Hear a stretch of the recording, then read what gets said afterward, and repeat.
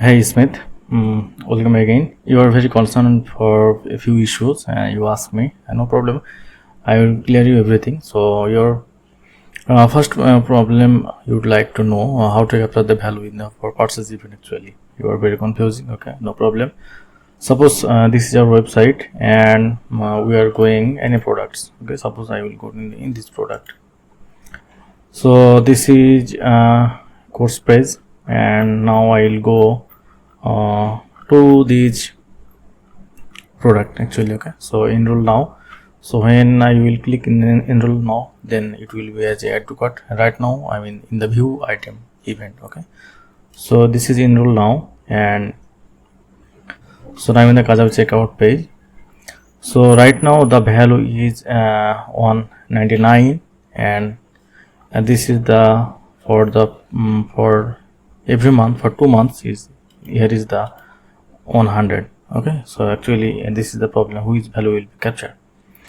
So this is I have made a condition in there, and for this this I am already in the checkout page. Okay, and so the checkout page is capture the value, the item name. Actually this is the item name for the checkout page capture, as well as the purchase event also the capture.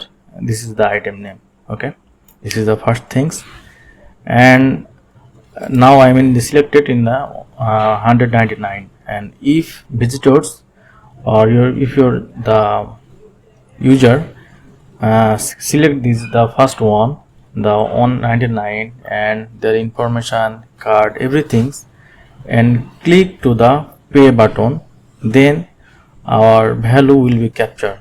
This is the value will be captured. Okay, if I click it, then this value will be captured in the local storage. I mean this is the destination value. If I click again the inspect and application and the local storage, so okay, and this is our product item product price. But if any visitors want to click this the second button 104 and click this pay button again, so this is this will be value will be captured. So this is the when customer select any one button, any one product, and click the pay button, so this is the last price will be captured for the purchase event. If anyone want to use the discount code, so that will be the captured the discounted price here.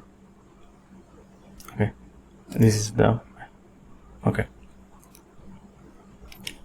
I have created two trigger. Here is the pay button and submit button. So the regular for user is the pay button. The button name is pay.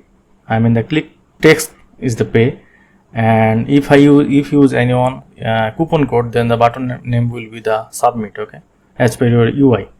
So I have used as a word. If someone click pay or submit anyone the name, it will be matched. Then our value will be stored in the local storage, and they will go to the checkout the thank you page. Then again this the value will be restored. I mean the get, and that will be the push event as a purchase event for this purchase event. Okay, so this is the process actually.